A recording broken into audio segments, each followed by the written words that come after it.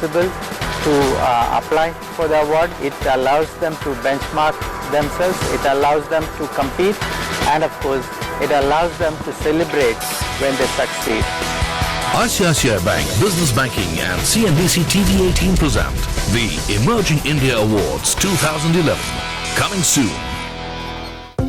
Presenting sponsor ICICI Bank Business Banking, partner Exchange National Stock Exchange, powered by CRISIL. Green energy partner Repex Energy, hospitality partner Resorts World Sentosa Singapore, supported by First Data. जब वीरू घर आते हैं तो बहुत तोड़फोड़ मचा रहे हैं। मत पूछो जी। अरे बेटी, इस भोड़ू का तोड़ है हमारे पास। ये जोड़ू। जेके सुपर सीमेंट विश्वास, इसमें कुछ खास है।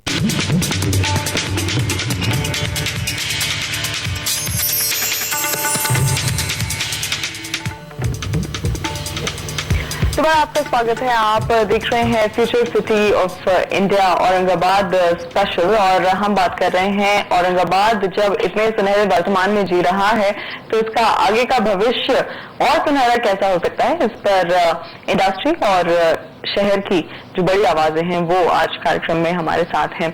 कुणाल, मैंने ब्रेक से पहले दर्शकों को बताया था कि कुछ वजहों से कुछ पहलू हैं जो औरंगाबाद को एक बहुत ही स्ट्रेटेजिक और बहुत ही लोकेशनली अट्रैक्टिव सिटी बनाते हैं, क्योंकि मुंबई के पास है, नासिक के पास है, पुणे के आसपास है।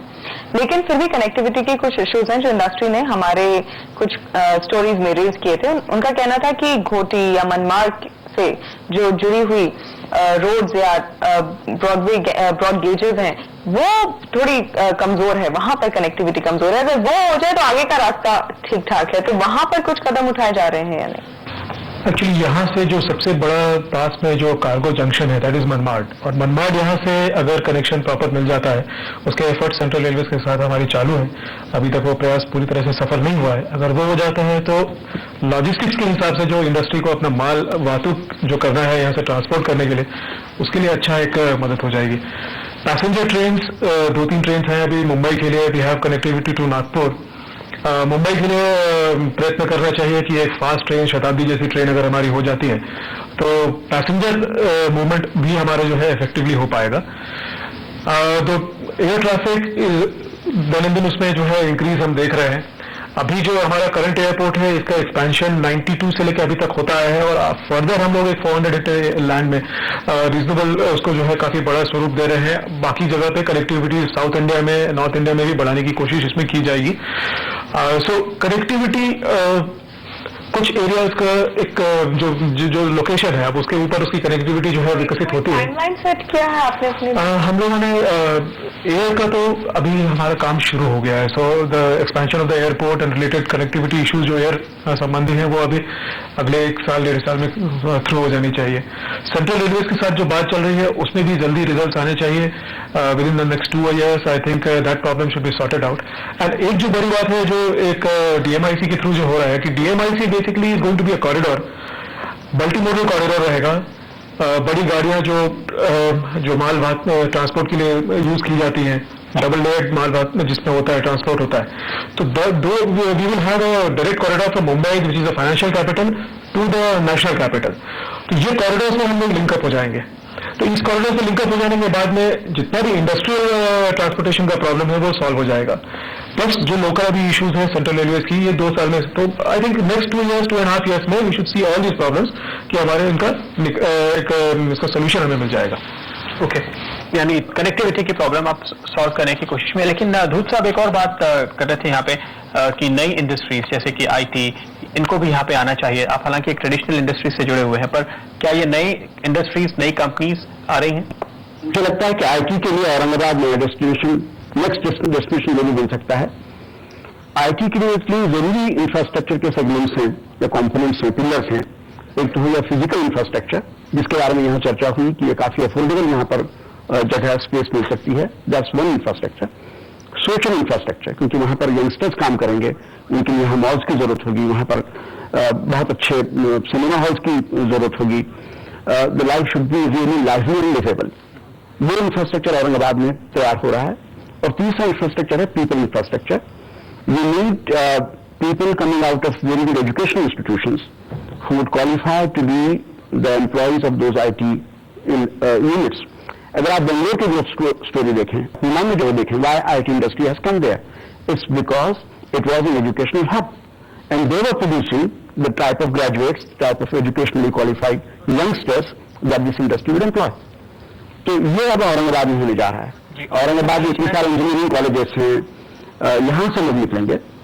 तो people, social infrastructure and physical infrastructure, these would be the three drivers of IT to make Aurangabad the next IT destination. लेकिन क्योंकि आप सर्विस इंडस्ट्री से जुड़े हुए हैं एक तरह से, जब आपको लोग अपने मॉल को चलाने के लिए हायर करने पड़ते हैं, आपको औरंगाबाद से क्या टैलेंट मिल जाता है या फिर आपको कुछ और शहरों पर रिलाय करना पड़ता है? हमारी जितने भी मॉल में वी हैव मोर देन 4000 से ज्यादा लोग एम्प्लॉयड हैं, वेदर इट्स स्टोर मैनेजर्स या मॉल के जो हमारे ये है वो सब, बट सब लोकल है यहाँ पे.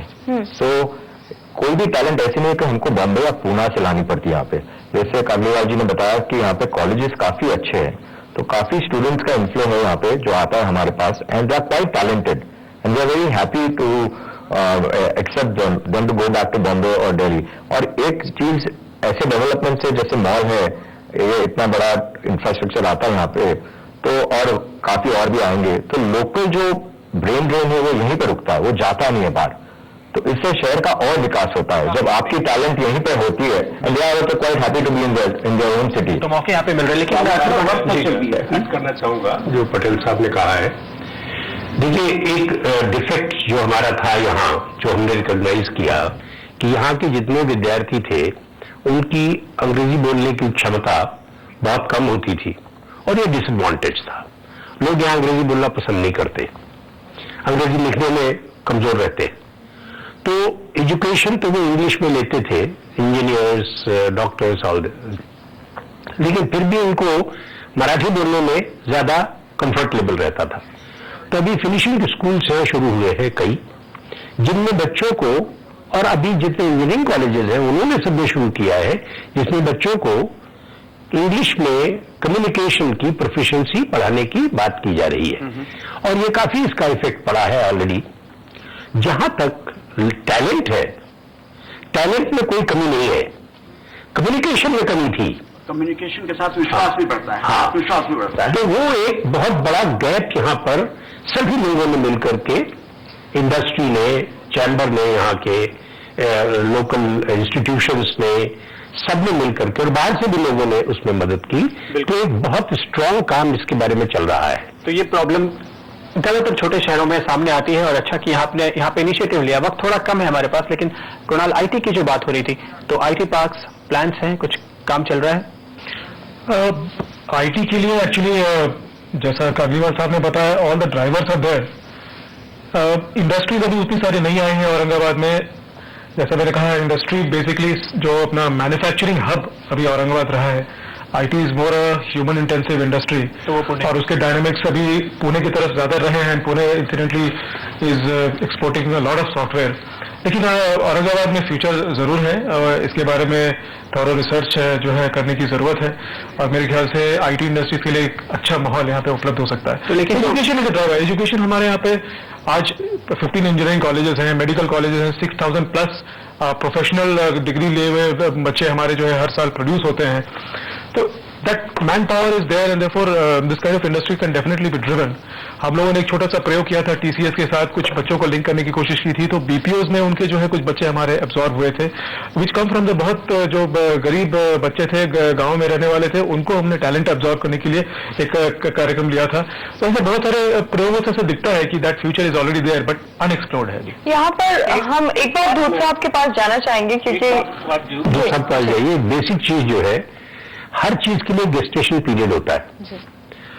जब हम यहाँ ऑटोमोटिव इंडस्ट्री शुरू की तो बजाज केम हियर 84 में, बजाज यहाँ आया 84-85 में.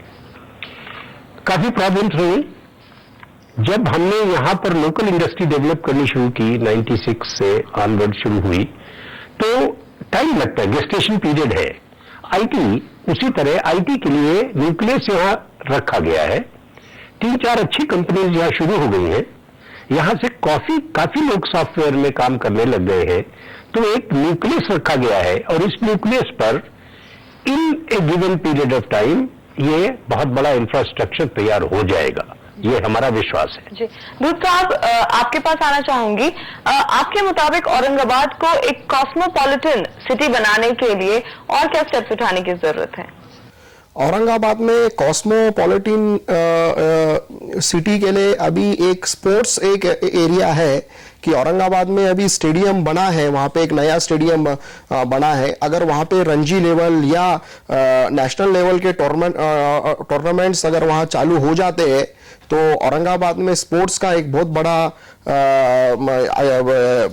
ये बन सकता है, सेंटर बन सकता है, क्योंकि औरंगाबाद के आसपास जो डिस्ट्रिक्ट्स है वहाँ जितना मतलब टैलेंट है वो वहाँ पे आ सकता है। तो औरंगाबाद में एक स्पोर्ट्स का एक फैसिलिटी होना बहुत जरूरी है। और दूसरा फ्यूचर के लिए औरंगाबाद में, क्योंकि औरंगाबाद एक बड़ा टूरिस्ट डेस्टिनेशन है, अजंता, एलोरा, शिरडी, पैठन और काफी आसपास जो ऐसे साइट्स है जहां टूरिस्ट विजिट करते हैं, तो कनेक्टिविटी तो उनके लिए अच्छी हो गई है। अभी होटल्स, रिसोर्ट्स, उसके अलावा गोल्फ कोर्स और ये सब फैसिलिटीज वहां पे अभी जो कि और एक्सपेंशन वहां पे हो सकता है। कोई प्राइवेट पार्टी वहां पे गोल्फ कोर्स का वहां पे प्रपोजल है, मैंने वहां सुना है जो औरंगाबाद के पास में, क्योंकि औरंगाबाद में जापानीज और कोरियन टूरिस्ट और चाइनीज टूरिस्ट बहुत आते हैं और उनके लिए वहां पे गोल्फ कोर्स के लिए होना बहुत जरूरी है, क्योंकि ये जो बुद्धिस्ट टूरिस्ट जो आते हैं ये औरंगाबाद में 3 दिन 4 दिन रहते हैं, तो इनके लिए आसपास इंफ्रास्ट्रक्चर के लिए ये सब काफी जरूरी है। अभी इन्होंने ये प्रोवोक वालों ने तो एक अच्छा मॉल वहां पे खोल दिया है जहां से फूड कोर्ट, अच्छे क्वालिटी के रेस्टोरेंट्स वगैरह वहां सब अभी वहां पे है और वहां पे शॉपर स्टॉप और काफी क्रोमा वगैरह ये सब वहां पे सब सारे प्रोडक्ट्स अवेलेबल है। तो ये एक अच्छी बात हो गई कि औरंगाबाद के सिटी और आसपास के रहने वालों के लिए अब उनको मुंबई, पुणे शॉपिंग के लिए जाने के लिए जरूरत नहीं है और जो बाहर के भी टूरिस्ट आते हैं तो वो सब चीजें वहां पे अवेलेबल है। तो जैसे मैंने कहा कि अगर स्पोर्ट्स और अगर टूरिज्म आत्मसात करता है, तो अगर वहां पे अगर कॉस्मोपॉलिटन होने के लिए सिटी की ये कैरेक्टरिस्टिक होनी चाहिए जो हर एक को आत्मसात करे और किसी को भी ये ना लगे कि जगह बेगाना है, वो इसकी कैरेक्टरिस्टिक सबसे बड़ी है। अभी आप देखिए यहाँ पंजाबी पॉपुलेशन बहुत है, गुजराती भी है, साउथ इंडियन भी है, अयप्पा टेम्पल भी यहाँ बना है। तो आप इसमें देखिए कि कल्चरल मिक्स जो औरंगाबाद में है वो आपको बहुत बड़ा मिलेगा और ये धीरे धीरे इनरिच होता जा रहा है। तो इसलिए, और देखिए हिंदू मुस्लिम्स तो यहाँ शुरू से ही रहे हैं और आज जब से मैं यहाँ हूँ 20 साल से करीब, कोई भी यहाँ पर कोई ऐसा मनमुटाव की बात नजर कभी भी नहीं आई। तो एक तरह से एक बड़ी होमोजीनियस सोसाइटी यहाँ पर इवॉल्व हो रही है। यानी पास्ट ऐसा है कि जो एक अच्छे फ्यूचर के लिए पूरी तरह से तैयार है, तो इतना अच्छा मिक्स शायद आपको कहीं और मुश्किल से ही मिले। ये शहर ऐसा है जहाँ सब लोग सम्मिलित तौर से अपने शहर के विकास के लिए प्रयास करना चाहते हैं, कोई भी अच्छा काम हो साथ में जुड़ करके आगे बढ़ना चाहते हैं। ये शहर, इस शहर की खासियत है जी। तो बहुत सारे सेक्टर्स हैं जिसमें कि फ्यूचर है। यहाँ पे टूरिज्म है, इंडस्ट्री है, एग्रीकल्चर में बात की हमने, एजुकेशन में, हेल्थ में, तो कई जगहों पे लोग आके यहाँ अपॉर्चुनिटी की तलाश कर सकते हैं। यानी औरंगाबाद एक फ्यूचर रेडी स्टेट है, बिल्कुल तैयार है, एक शहर जो कि भविष्य में इंडिया में जो इंडिया स्टोरी है, जो देश की ग्रोथ होने वाली है, उसमें पार्टिसिपेट करने के लिए। लेकिन फिलहाल वक्त है इजाजत लेने का अपने सारे मेहमानों से। धूत साहब आपका शुक्रिया और यहाँ बैठे हुए सारे मेहमानों का भी बहुत बहुत शुक्रिया शामिल होने के लिए इस पूरी चर्चा में। आपसे नहीं इजाजत, नमस्कार। Thank you for giving us opportunity. Thank you.